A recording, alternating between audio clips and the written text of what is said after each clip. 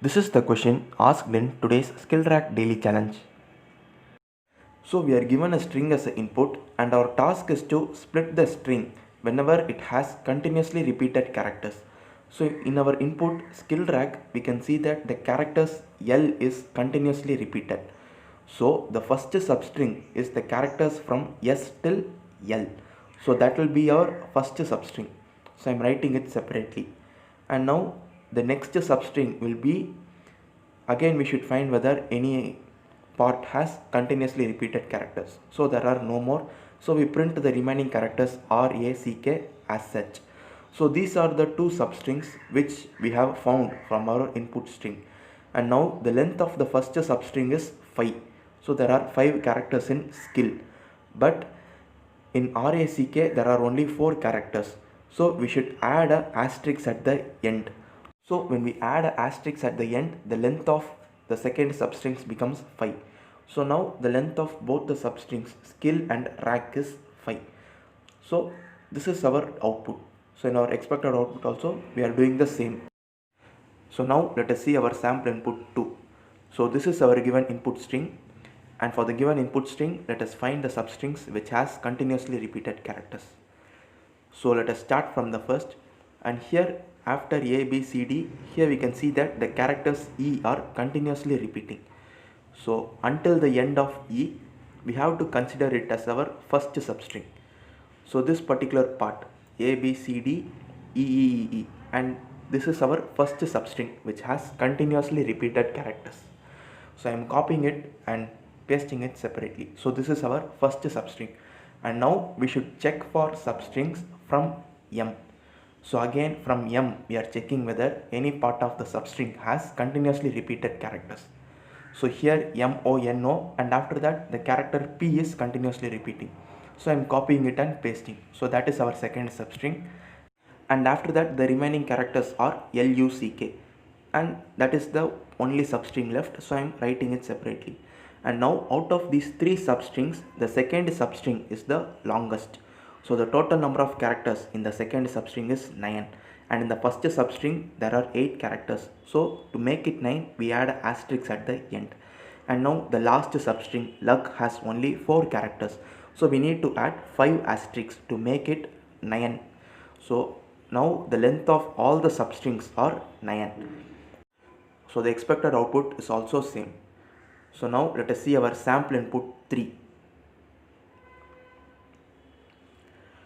So here this is our given input string, and here we can see that there are no characters that are continuously repeating. So the character E and E is present nearby, but the first E is lowercase and the second E is uppercase. So there are no repeated characters in the given input string. So we print the input string itself as our output. So now let us see how to write a C program for this. So first I am creating a new character array named substr in which we will be storing our substrings, and after that in the next line I am creating a new character array named str in which we will be storing our input, and in the next line using a scanf statement I am accepting the input in a string format and storing the input into the character array str, and after that I am creating some integer variables named flag, k, l, max, and I am setting them all of them initially to 0. So now we have to split our given input string. So to do that we have to iterate through our input character array str. So I am creating a loop that iterates from 0 till string length of str, and in every iteration we will be incrementing the value of I by 1. So we are going to split a string whenever a character is present continuously.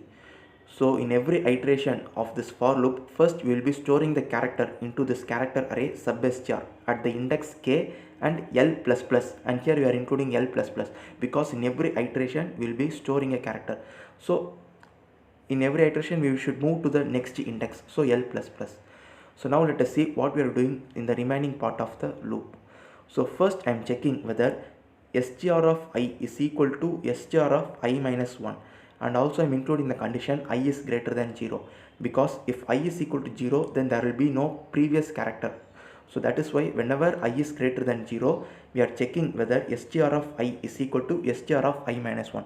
That is, we are checking whether the current character is equal to previous character, and if this condition is satisfied, then we are setting the value of flag variable to 1. So whenever a character is present continuously, the value of flag variable will be set to 1. And then in the next line again we are creating a if condition. Here we are checking whether the value of flag is equal to 1. So if flag is equal to 1, then it means that the current substring is containing already repeated characters.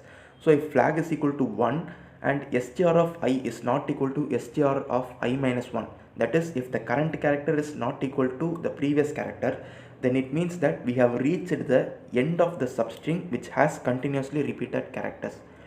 So that is when the value of flag will be equal to 0 and the current character will not be equal to previous character.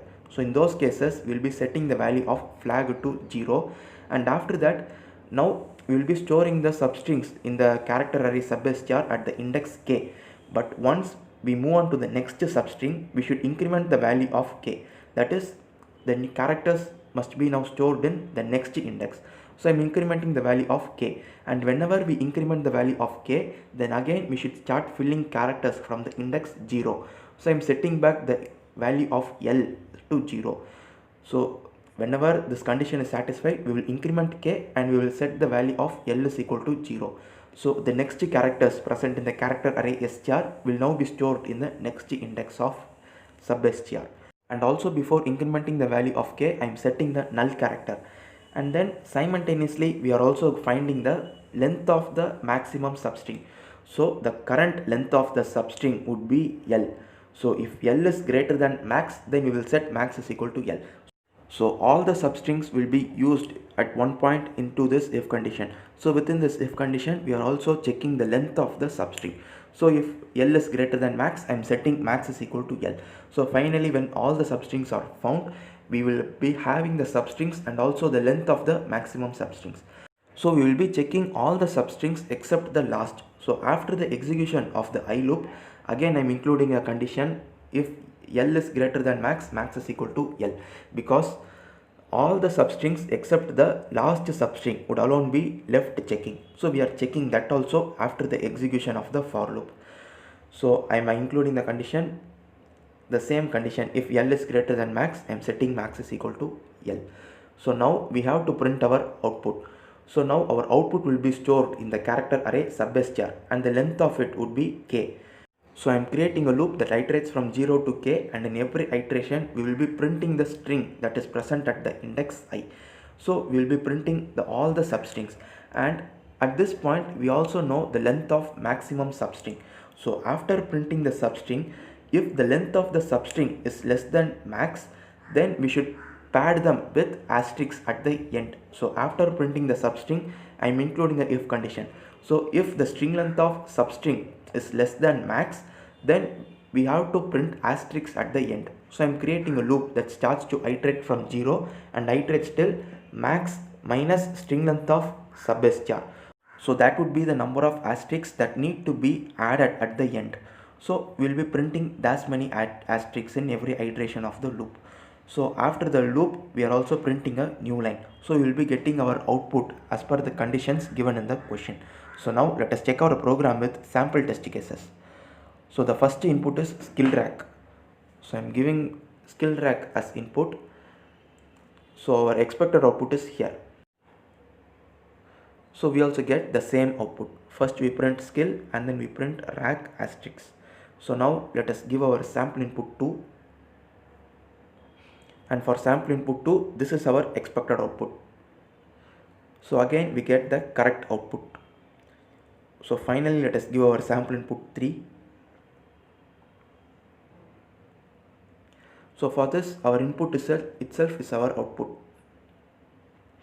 So we also get the same as our output. So this is the logic behind today's daily challenge. Thank you for watching.